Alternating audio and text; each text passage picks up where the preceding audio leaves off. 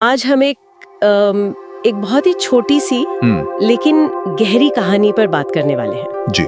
कहानी है नकुल गौतम की, हिल स्टेशन पर एक खास शाम। कहानी कुछ ऐसे शुरू होती है।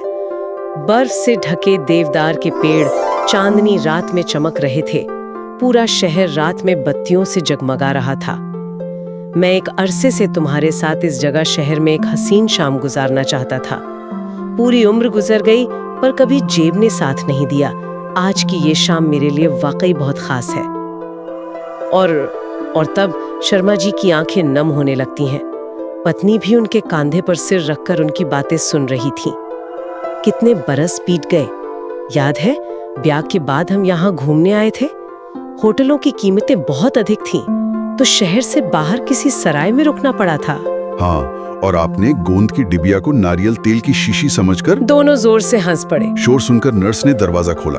आप लोग सो जाइए, कहीं ब्लड प्रेशर बढ़ गया तो कल सर्जरी नहीं हो पाएगी। नर्स हिदायत देकर चली गई। सब कमरों की बत्तियां बंद हो चुकी हैं।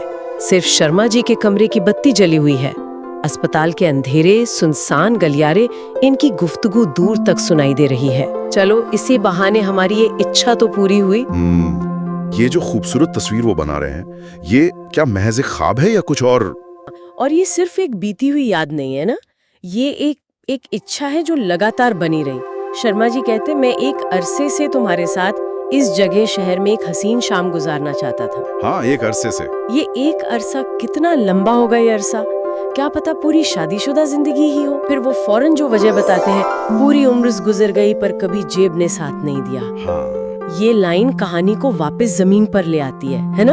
और शायद ये उनके प्यार की गहराई भी दिखाता है कि एक तरह से ये उनकी इच्छा शक्ति की जीत है। हालात पर शायद नहीं, पर हालात का जो एहसास है उस पर। और फिर वो हनीमून वाली याद, सराय में रुकना क्योंकि होटल महंगे थे। हाँ। ये सिर्फ एक मजेदार किस्सा तो नहीं लगता। ये दिखाता है कि उनका रिश्ता सिर्फ रोमानी सपनों पर नहीं टिका था, बल्कि असल जिंदगी के जो उतार चढ़ाव होते हैं उन पर बना था। अब अगर हम कहानी के जो मूल विषय हैं, थीम्स हैं, उन पर गौर करें तो कई परतें दिखती हैं।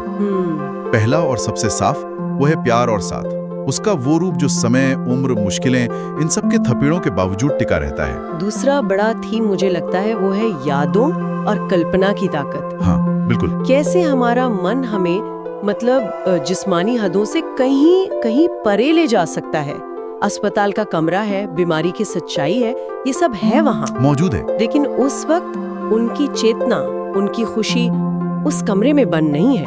और फिर वो विरोधाभास, कॉन्ट्रास्ट, जो मुझे लगता है कहानी की जान है। हाँ। एक तरफ वो हसीन कल्पनाओं की दुनिया बुन रहे हैं और दूसरी तरफ असलियत दरवाजा खटखटाती है।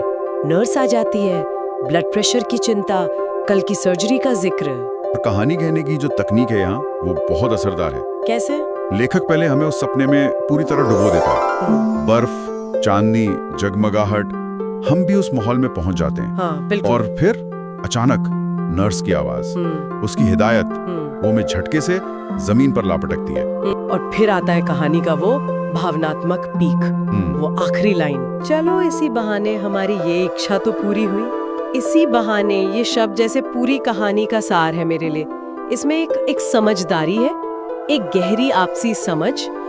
ये वो शाम नहीं है जिसका सपना देखा था, पर फिर भी ये पल उनके लिए खास है क्योंकि वो इसे साथ में जी रहे हैं, एक दूसरे के लिए जी रहे हैं। नकुल गौतम की चंद पंक्तियों की कहानी हमें साझा यादों की जो अद्भुत ताकत है, कल्पना के जरिए खुशी पाने की हमारी जो क्षमता है और दशकों लंबे रिश्तों की जो गहराई होती है, उसका एहसास कराती है।